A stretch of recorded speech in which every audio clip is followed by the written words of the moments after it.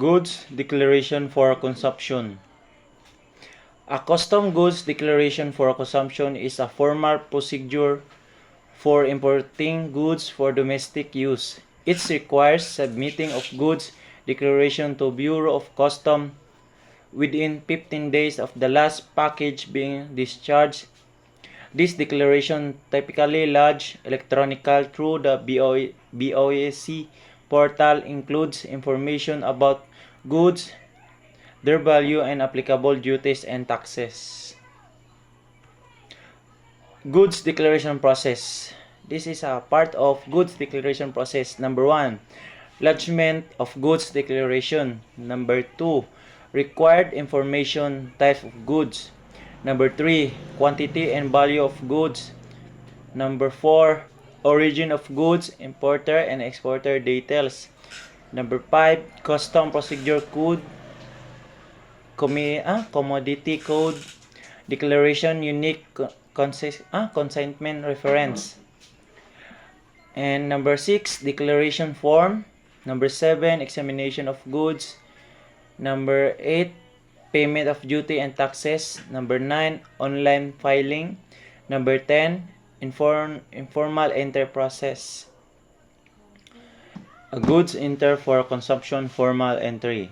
A goods of commercial value, the FOB and FCA value is a 50,000 or more, Section 402 CMTA. Government importation, whether taxable or exempted, in Section 406 CMTA. Motor vehicle vessels and aircrafts, machineries, and other commercial goods brought by qualified persons under Section 800 of CMTA and not considered as a person in household effects and CMO 46 and 2019 in relation to CMO 22 and 2018. Other non-regular commercial importation in CMO 46 2019, a small value importation that exceeded the threshold value for the second time, CMO 6 in 2020. Goods imported through parcel, post, or express shipments of air express cargo operators that has a value of FCA 50,000 or more, KO3 2017 and KO5 2020 and CMO 9 2021. Importation of motor vehicles, motorcycles, motor scooters, regardless of the consignees, including those under Section 800 of CMTA and KO 2 2021. Local purchase of motor vehicles previously owned by tax-exempt entitles and subsequently sold or donated to non-privileged persons.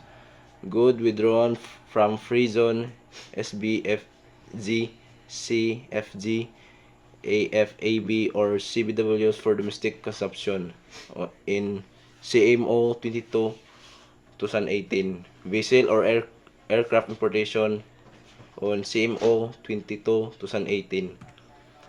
Informal entry.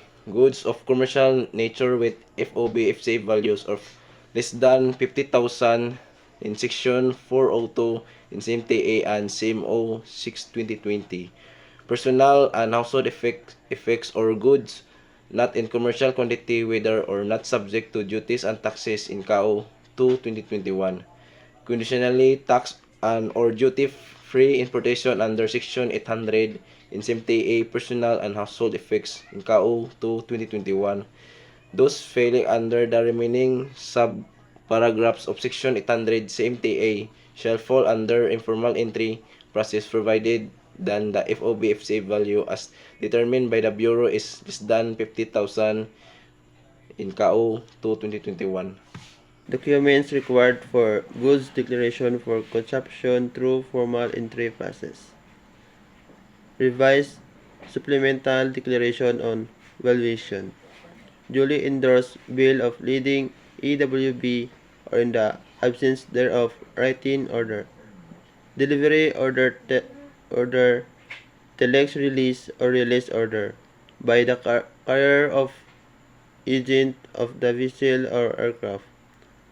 Commercial invoice letter of credit, or any other variable documents evidencing payment in case where there is no sale for export by any commercial documents indicating the commercial value of goods.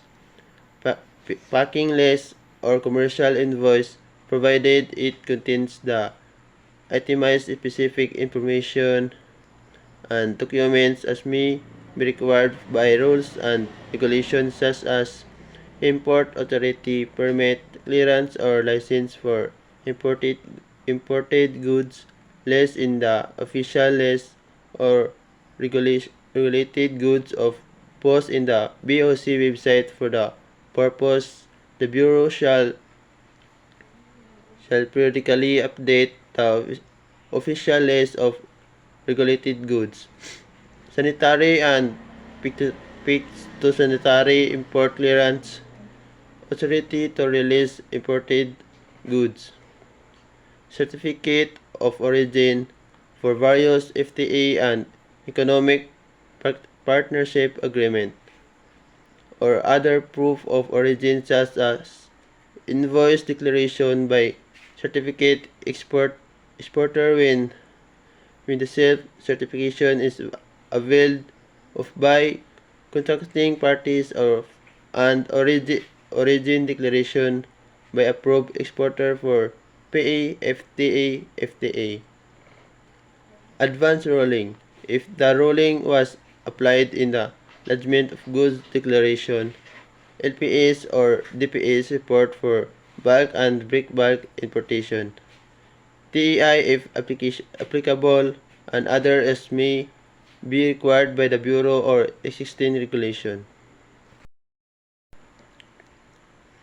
Common issue in goods declaration: incorrect valuation, misclassification of goods, incomplete or incorrect documentation.